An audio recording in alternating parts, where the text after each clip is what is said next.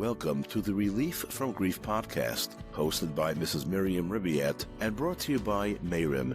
Mayrim is an organization dedicated to supporting families who have experienced the loss of a child. It was founded Le'ilui Nishmas Nechama Liba and Miriam Holman. Despite her illness, Miriam devoted herself to addressing the needs of parents and siblings grappling with the immense pain of losing a child.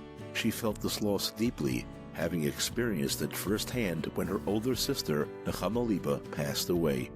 Mayrim continues to uplift and expand on the work Miriam began, a mission carried forward by her parents with great dedication.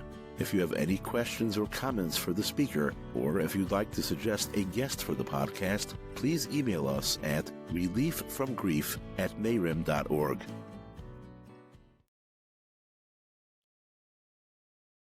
Hi, everybody. Thank you so much for joining me here today on the Relief from Grief podcast. So today, Rabbi Doniel Hexter is on this podcast. He is the Skam Menahel of Yeshivas Kochav Yitzchak in Baltimore, known as TI, I think, by many, and also the author of a very well-received book, Voices of Consolation. So thank you so much for coming on, Rabbi Hexter. Really, really appreciate this. And I guess if we could start with your own story of what brings you on. Okay, thank you. Close to 9 years ago, our son, David, was nifter. And during the first few weeks after his nifter, like anyone going through a period of loss, I was trying to get chizuk, get nechama, and being that I always enjoyed reading stories about Gedolim, and more so reading writings of Gedolim, I felt a connection by reading letters that Gedolim wrote, and I saw a sefer, like a Yalka Lekach Tov. In fact, a friend of mine lent me a sefer, gave me a sefer, a Yalka Lekach Tov, where there was a number of letters of Tanchumin that was gathered in that sefer, and I learned it, read it, and I got a lot of chizuk and achama from those letters. And I figured if the mechaber of the sefer, Malakik, put together those letters, I figured there must be a lot of other letters that I could draw chizuk from. And I started looking at some basic svarim that have letters of Gedolim, and I was able to find many letters from different Gedolim in numbers in their own svarim, and basically that's how it started. Once I saw one sefer, it led me to another sefer. Whether it's Hutner's svarim, he had it's a whole sefer of mechtavim, of Chatzkel. Panovich Mir has the sefer of letters. There are many others. Shach has letters. The Stipler has letters. So those are the basic start. The basic place where I started, just getting letters and seeing letters. And as time went on, I asked many other people that I thought may know of other letters, and slowly but surely I was able to find letters, not so common letters, common letters that were not so common, and letters from just came up in different places. Definitely, Itzhak Svarim was helpful, and just speaking to people and trying to, what I found interesting was that there's certain people that had really great Talmidei Chacham. They really had letters. Letters was not that thing, and they really didn't know anything, where to find them. And some other people who were more versed in these type of things were able to direct me to letters. So really that's where it started. And after just gathering, I thought it might be just a little small likut.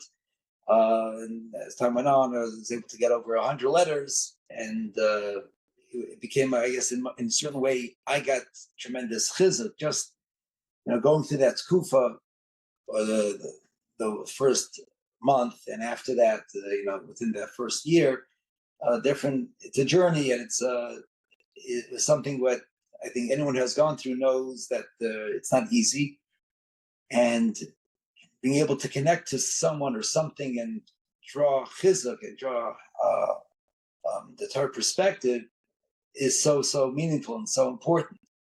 And it's true, in certain people, certain letters, certain Gedolim are more expressive, lend maybe some personal aspect to their own personal life in the letters.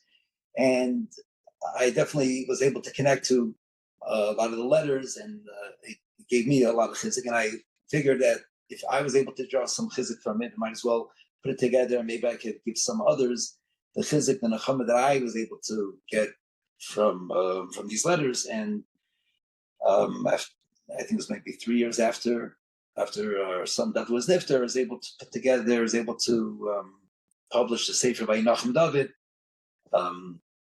I remember speaking to Reb Shimon Shemanowitz of Ali Zayis. 1 second. Your Sefer Vayinachem David is it has these letters in it? The Sefer Vayinachem David, which I published, I think around 6 years ago, is the exact are the letters that the Gedolim wrote. It's not a translation. It's exactly that is exact the letters. And I just a number of years later, 2-3 years after I published Vayinachem David, I put out the Sefer, the book Voices of Consolation, which is a translation of Vayinachem David with a little bit more background to the letters. I figured the English-speaking public would appreciate probably a picture of the author of the letter, together with a little bit more history about the person who wrote the letter, maybe a little able to add something about their own life and how it impacted the letter and what they wrote. And so some more footnotes, some more, some less from the Hebrew. But it's basically it's from the Hebrew Sefer that was a likud of 119 letters that I was able to put together. But okay, start to say, definitely the chizuk that I get, I want to be able to give others. And Baruch Hashem, the feedback after the Hebrew one was published was tremendous. I remember soon after it was published, I received a phone call from someone, a Hasidic Yid, I think, in a club with Rebbe's, and he was so moved by the letter. By the letters, by the Sefer, the idea really, and he sent me some letters that he had that he was able to get that he knew of. And as time went on, I received phone calls, emails from people from around the world, really, and it's an amazing feeling to be able to see that. I guess the idea, the chizuk I was able to get myself, the chizuk I was able to get myself, I was able to give in part to others, and that was very, very meaningful. Like I said, when I published, when I had the idea, I mentioned it to Reb Shimon Shemanowitz of Ali Zayis, and he was very encouraging, and he was definitely very, very, he liked the idea very much, and he really, he put out the Sefer Vayinachem David, and he did a great job. And once I put that out, I think my wife asked me if you could only put it in English, that would be so meaningful, so helpful. And to that end, I was able to work on it to be able to put it out in English. And after coming out in English, I found that there are many people who are, although they very familiar with Hebrew, when it's in their own tongue and in English, it would definitely is able to impact them and be able to make a real chizuk and chama for them as well.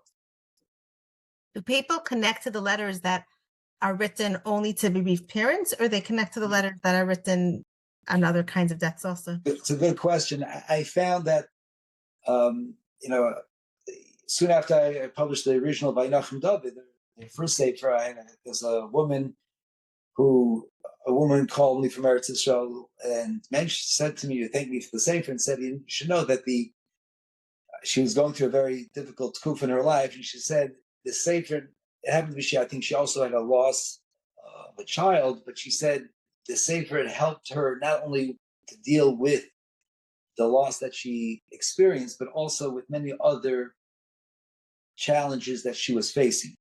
And which I think does make sense, because I think, reading the letters and seeing how the certain normal human challenges that we all go through and different ways to approach it, and the way that our Gedolim approach it, and the emuna and the chizik that they offer, and the recognition that they're that's yes, it's difficult, yes, it's painful, and it's normal to feel that pain, but at the same time, that's not a stira to emuna, and recognizing that's all Baruch Hu, doing it all. But I think that that very much she was able to connect to, and that the way she said it was that it really helped her, like I said, in many other aspects in her life and different challenges that she was going through. I remember a woman calling me. This is more directly a loss. It was soon after, I think it was soon after COVID. An older woman, called me up, came out crying, saying she went through the Sefer. It was soon after it was published. She went through the Sefer. Apparently, she was very versed and very familiar, able to read the Hebrew Sefer. And she said she read it. She stayed up that night, like from cover to cover. She read the whole thing, and it was just so inspiring, and not only more inspiring, it gave her a tremendous chizuk. I think she had an older son, that was nifter, and this really gave her a tremendous boost, a tremendous chizuk. And knowing that, to me, I was so thankful that I was able to have, in some part, some chiluk of being able to give over that the chizuk, the nechama that we all need. Sometimes it's I think anyone who's listening probably can connect and understand at the beginning. It's a journey in a certain way, and it doesn't always go so easy. And there are days that are easy, days that are harder. But recently, someone called me, or not so recently, maybe a year or so, someone called me up from Eretz Yisrael, and a person saying, that his wife was nifta, and he just has it next to his bed every night. He reads a letter, and it just helps him. And it really helps him deal with the tkufa that he was going through. He asked me, that was the English one, and he said, "Where can I get the Hebrew one? Because my sons all speak Hebrew; they don't speak English. Where can I get it?" And he just felt it a lot. I just whatever chizuk I'm able to give over with the sefer, with the letters, I think I would like to. That's really the goal of be able to share give over what I'm saying right now, is to be able to. Anyone gets chizuk and inspiration from the letters, I would like to be able to have a chiluk in that. So what kind of chizuk do you give yourself when you're having a hard time and you know everything by heart? You don't want a letter to give you chizuk. I would say there's different types of chizuk. Many of us may have a family member that we're close to, and that family member may be the person that we turn to for a chizuk. Many times, as close as we are to our family, in this area, we don't feel comfortable discussing, or we don't feel that they really get it. I personally, I'm Baruch Hashem blessed with having Rabbeim who I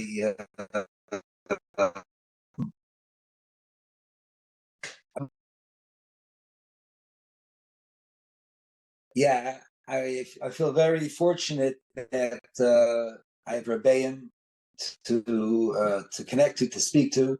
I learned to know Yisrael, as I mentioned, for a number of years, and my Rabbeim there really have been my Rabbeim, not just for giving shir and the tremendous amkus and lumdus that Baruch Hashem was able to learn from them, but also just in hadracha and hashkafa and going through life, just to bring it to life, I guess you could say. I remember soon after our son David was nifter, I believe after calling my parents, my in-laws, I called one of my Rebbeim, or the word got out to them pretty quickly. And within the first hour, in a hospital, which was definitely not easy, those first moments, it wasn't easy. Within the first hour, I had my Rebbeim, Tzvi Berkowitz, Shagi Newberger, that's where my Rebbeim are fortunate, as I mentioned, to be close to, and our Rav, Rabbi Berger. So just within that first hour, having those people, my Rebbeim, right on my side, with my parents there, it was a tremendous chizuk that I felt, my wife and I felt, having people at to return to be able to speak. It's who I turn to, who do others talk to me, but the person that's able to have a connection to a real life person, a person that understands what you're going through, but even greater, or I wouldn't say greater, but definitely a person who is a Gadol Batayra, has Hashkavas HaTorah, and you're fortunate to be able to connect to such a person. It's a tremendous thing, and Baruch Hashem, like I said, I turning to my Rebbeim is something that I found so meaningful and so tremendous source of chizuk. Now, I would say that connecting to people who have gone through similar situations is really also a tremendous source of chizuk. A person who has gone through a loss definitely could connect and understand what you're going through.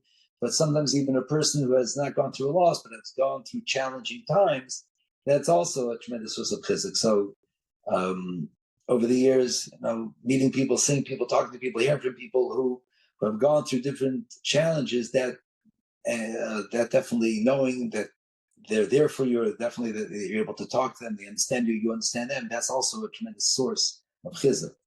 Am I clear? Does that make sense?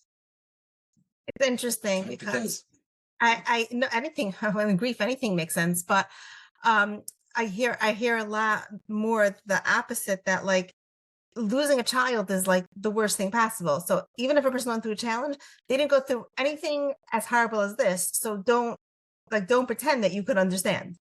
Right. I don't. Let's say, as I was saying before, let's say my Rebbeim, who even though they themselves have not experienced something of that nature, but just knowing that they understand what you're going through and knowing that you're able to turn to them for chizuk and hadracha, then they're there for you. They understand you. They're there for your simchas. They're there for your right.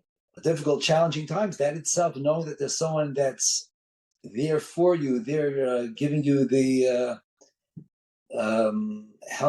just there as a support, and it's tremendous. No one's claiming that they could explain and understand the whys, and no one's claiming that they could understand what you're going through. But I think what we all need to know is that Aleph, that this is beyond our understanding, but also Aleph, this is perfect. This is all part of Hashem's master plan. So I think we put those together, that everything Hashem does is perfect, and we're not gonna understand in this world right now why things are the way they are. And I think living with that hashkafa, a person could continue to live life in a very meaningful, happy, wonderful way. Could I challenge you on something? Yes. The Aleph, that this is perfect and it's the way Hashem wanted. Yes, that's Aleph, but being at that point only 9 years after a child was nifter is really like, it's soon. Like most people don't get to that point, that I shouldn't say most people, I don't know. A lot of people don't get to that point by 9 years where they could say, it's off Hashem. I really accept it. I get that it's perfect. So my challenge is, this is so me, it's like scary. My challenge is like, how could you tell to everyone that how could you explain to us that you're not just saying it, but you really feel it and mean it? Like it's really part of your like and your psyche and everything. I believe that, I think there's a balance between living in the past but moving on. I think a person that lives, we don't come onto Amuna only when things are of a sudden difficult, and if we don't all of a sudden preach betachin or say emunah betachin when things are, we're nowhere else to turn. It must be emunah betachin, everything's perfect. I think I'm saying to myself, we all hopefully are living an honest life, davening every day, turning to HaKadosh Baruch Hu, talking to Him. And throughout our lives, we're hopefully exercising our emunah and betachon muscles. Now, when challenges come our way, it just means that now we need to take those exercises that we've been activating or working with the last X number of years, and now, it's for real. Now, it doesn't mean it's always easy, but it's, and it doesn't mean every day is going to be perfect. And it doesn't mean you're not going to have certain thoughts and certain challenges and certain questions. But I think at the bottom, or at the base, at the yesod of it all, is we have to know En Kelekenu, En Kadenenu, En Kemashenu. Everything, this is for real, and this is Hashem's plan. I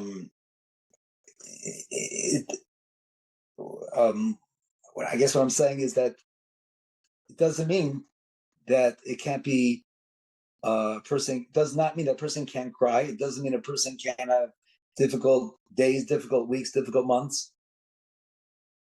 But the goal is to be able to be normal. What I mean to say is to move on and to live like a normal life, which means not to live grieving, and continue grieving. Now, there's a certain, every person is different, and no one could claim that no two people are alike, and everyone deals with it in a different way.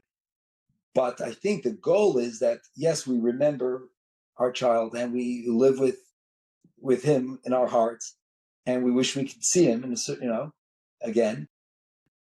But the goal, I think, is to be able to continue on, to move on, and to life continues. And there's many aspects, many chapters to our lives that we have to continue going and moving on with. Moving on does not mean that we forgot the past. Moving on does not mean that we just don't know how to deal with it. I think that's all part of dealing with it, is moving on. But at the same time, yes, we remember, and yes, we have those positive memories. I do think that there's so many positive memories, and anyone's talking about a child that was nifted, we focus on the good parts, the positive parts. Although our son David had special needs and a lot of limitations, and was nonverbal, and was in a wheelchair, and was G2, had a lot of different challenges. But I think when we think back about him, we think about a lot of the happy, fun, good things. And again, it doesn't mean that it's okay. Since he's not here, life is miserable, and it's you must be a malach for you saying that you have a emunah. I don't think so. I don't think I'm preaching anything very difficult, very high. I'm just saying at a basic level. I think we all have to. It's the acceptance that this is all from Hashem, and it's the living with the knowledge that we don't understand why, and we can't understand why. And the more we try to understand it, and doesn't mean there will be things coming up that will make it difficult at times here and there. But knowing that this is all from Hashem, I think that the aside, that's really what it comes down to.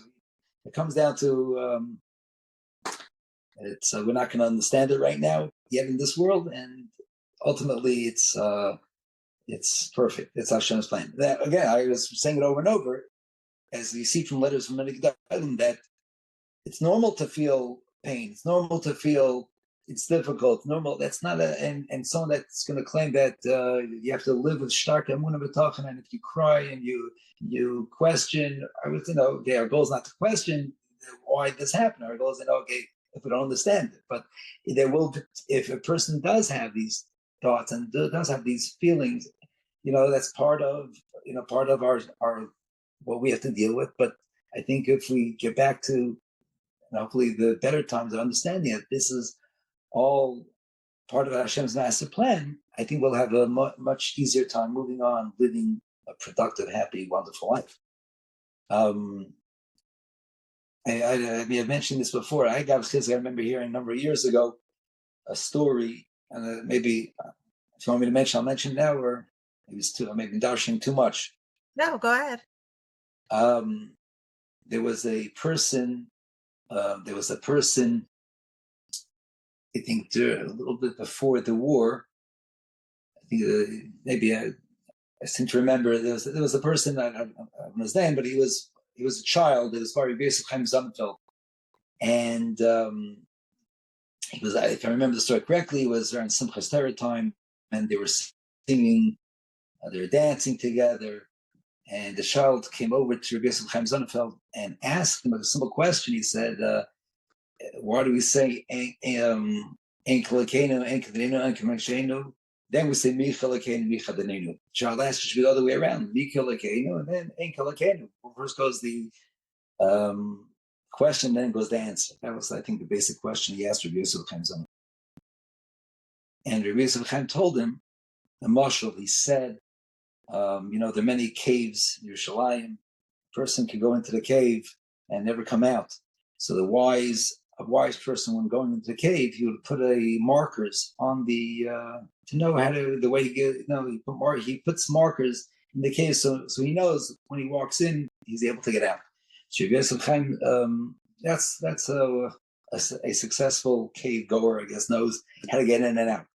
So Yosef Chaim Sonnenfeld told this child, he said, there's going to be many tkufas in your life, and in order for a person to be able to go through those tkufas, you have to be able to make it clear and make it very solid.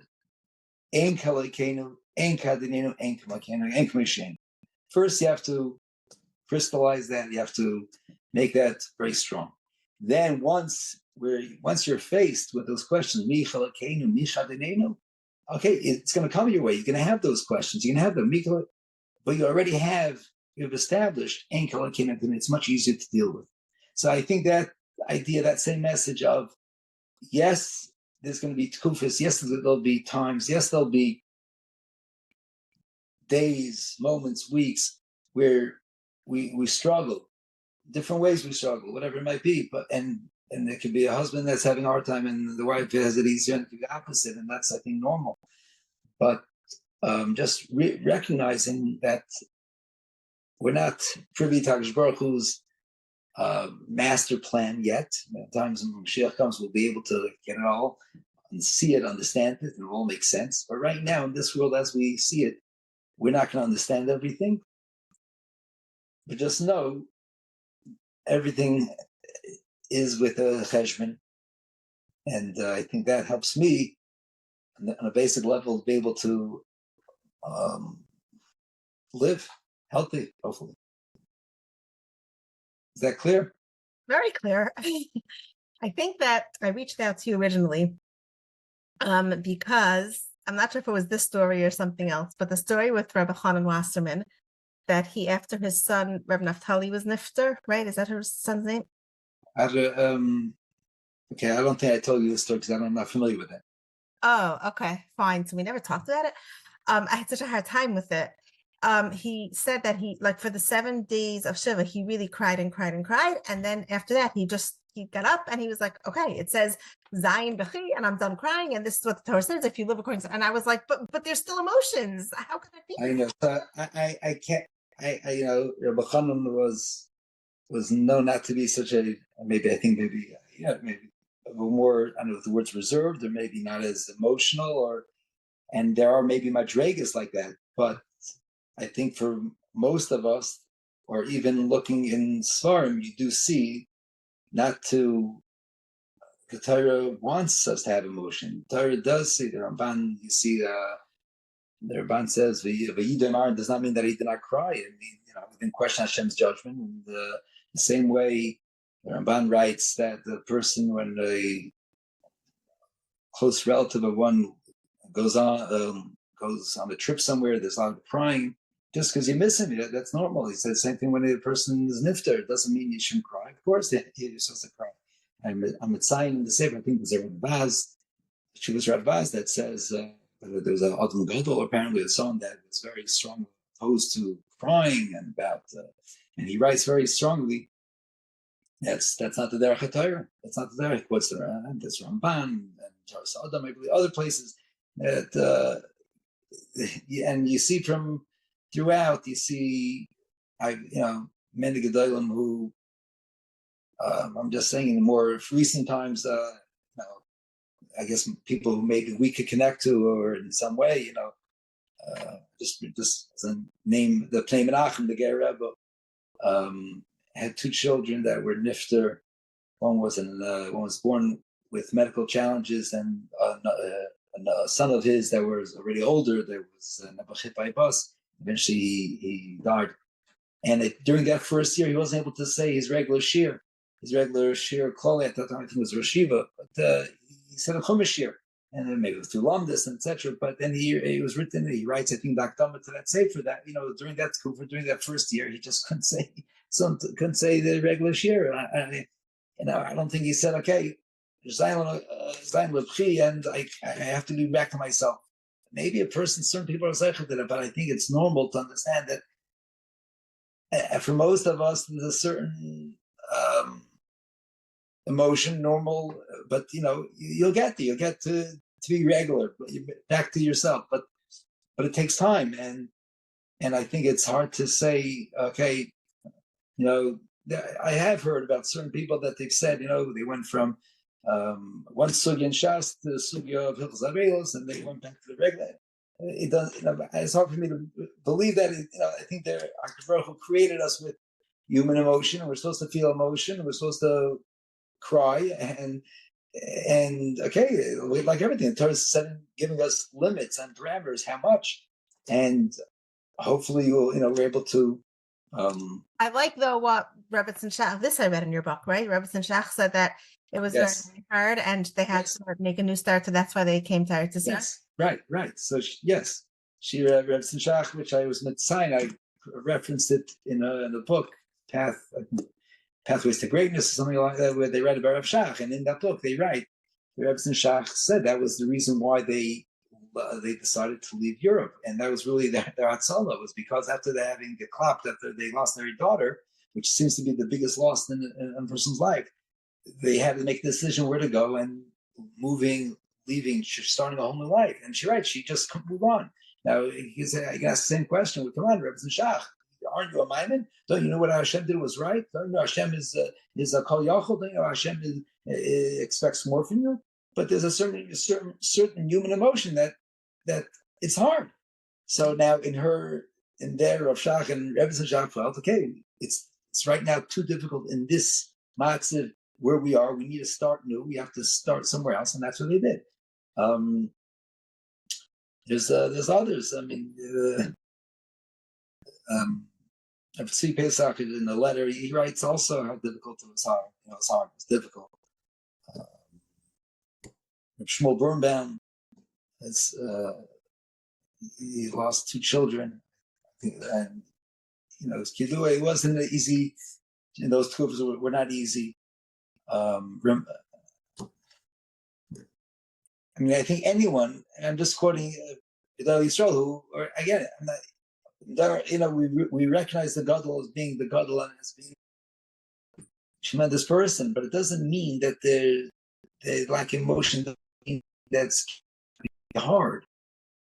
I think I may have mentioned to you, and I think that's one of the letters that many people published.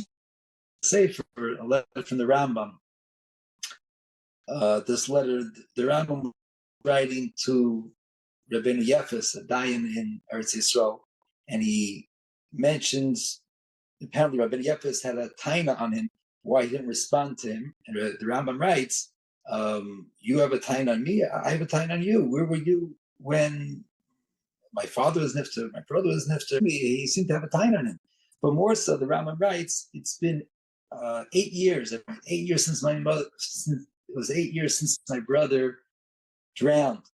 He had a brother, David. His brother was out on the ocean. Was Mafaris who supported the Rambam, and his ship capsized on the ocean. He was nifter. He left over a daughter by the Rambam. He lost all this fire, all the goods, all that the Rambam really was helpful that was Mafaris the Rambam. He lost it all. And the Rambam writes, it's been 8 years, and it's been so difficult. In some lashon like in Misnachim, he writes the first year after he felt like he was sick in bed. And before I published the Sefer, I showed this letter to someone, and he was very, very. I mentioned it to you. The person was very, very opposed to me publishing this letter. So this letter that the letter that the Rambam writes, like I said. The Rambam writes how it was so difficult the first 8 years. The first year was very difficult for him. He was almost sick in bed. He said, the person mentioned to me, he doesn't believe it's the Rambam. He can't be. How could the Rambam write that? He feels so. Yes, but the Rambam had this feeling. It was very painful, very difficult. So I told this person, the person was willing to. The Sefer was about to be published, and the person, he'll pay whatever it costs. He'll pay that it shouldn't be published over this idea of the Rambam. It can't be the Rambam. Whatever the Rambam, you think a person today would write like that? So I told him, I'll ask my Rebbe. Ask one of my Rebbe, Master Rebbe Tzvi Berkowitz, and if he says I shouldn't publish it, I will not publish it. So I asked him, and he asked me where I got the letter from, and he told me I should speak to his brother-in-law in Eretz Yisrael, Reb Shmuel's son, Reb David Kamenetsky. I spoke to him a little while after that. I emailed him back. He said, "You think the Rambam was made out of plastic? He was a human being. There's emotion. It's normal." And it was very encouraging that, besides the fact that it is the Rambam from many rayas, but just the fact that there is a human aspect to a person, no matter how great they are. Of course, it's a human being. There's emotion, and the fact that it's hard. It's not a steer to the person's godless. Doesn't mean they're anything less. And I get tremendous feedback from many people that letter they got. Doesn't mean that our goal is to be able to be in mourning and grief for many, many years. But the fact that it could happen, a person can have a hard time, is we can understand that, and we can relate to. Right. So I guess that's one of the points of these podcasts, that people can know if they're going through a hard time, even many years later, like it's okay, it's normal. Like it comes and goes, sometimes better, sometimes worse. If it's 15 years later and suddenly you're having a bad day for whatever reason, like it's not crazy, it's just a normal thing. Right. Like I found it interesting. Recently, someone reached out to me, someone who I knew 30 years ago, and recently, and he had a daughter that was nifter 20 or so years ago.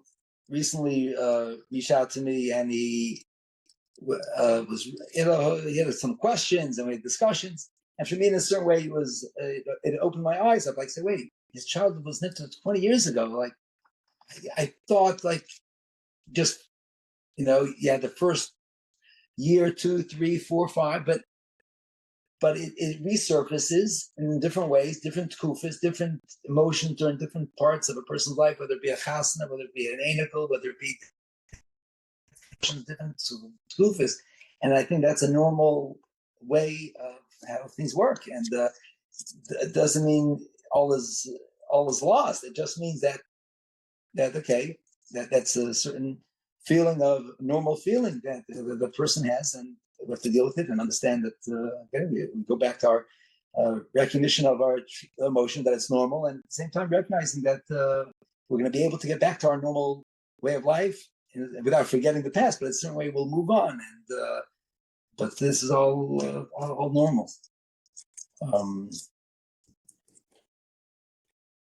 My brother was nifter at the age of 14, and my father had a whole journal, diary, I don't know, whatever you want to call it, of his like grief journey and the chizuk that he got and who he got it from and how he felt from it. And reading it, I find is just like amazing. I love reading it. And he was nifter. My father was nifter 11 years after my brother. And like suddenly I said, 11 years isn't even so much. Like I wish I wish for a lot of reasons that he didn't die, but especially like that, like I would love to like see the, continuance of his like journey of, the getting better and the hard times and the easier times. And I like suddenly like realized recently, like I'm really, missing out by not hearing the rest of it.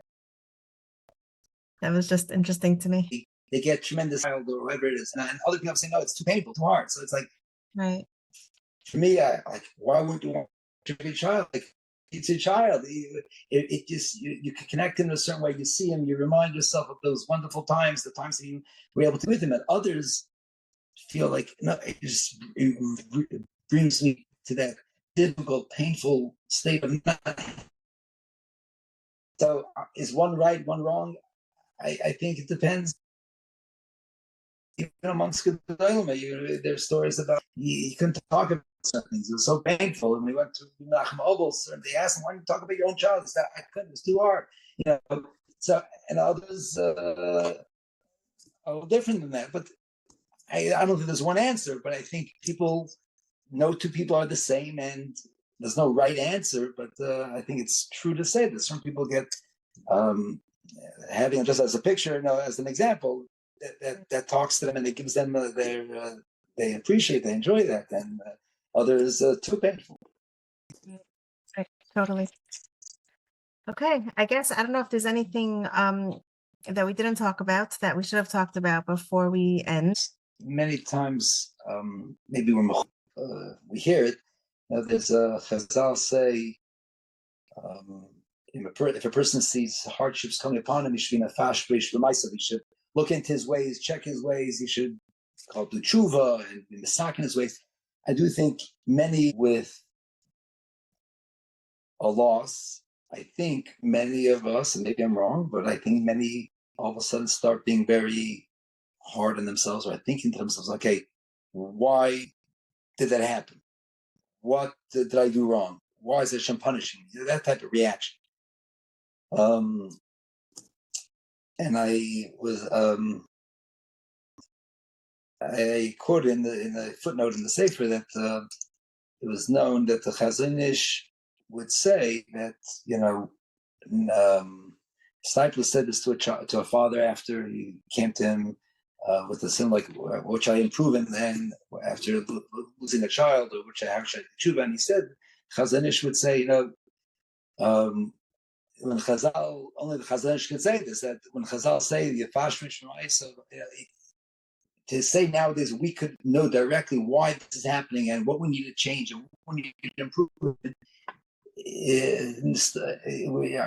We live in a tkuba of Hester upon him, and we don't have the ability to be able to identify exactly what it is that we have to improve in.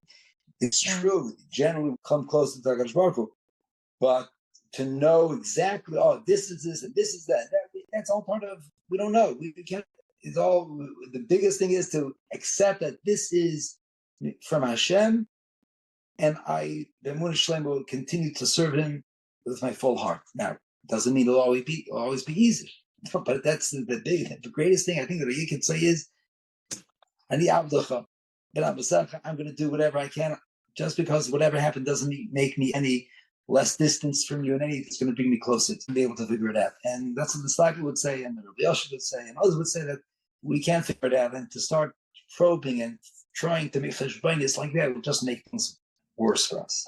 I think may resonate in people recognizing that we're not going to figure out exactly why, and don't assume that it's because you are a bad person. I think you assume that you're a very good person, you've done great things and wonderful things, and it's all part of becoming great. Okay, I think that's a beautiful message. Thank you so much. We really appreciate you coming on. You've just listened to an episode of the Relief from Grief podcast with Miriam Riviere, brought to you by Mayrim. For more episodes, visit the Mayrim website at www.mayrim.org. Help us reach more people who might benefit from this podcast. If you know someone who could find it helpful, please share it with them. If you have questions or comments for the speaker, or if you'd like to suggest a guest for the podcast, we'd love to hear from you. Email us at relieffromgrief@mayrim.org. We look forward to having you join us in the next episode.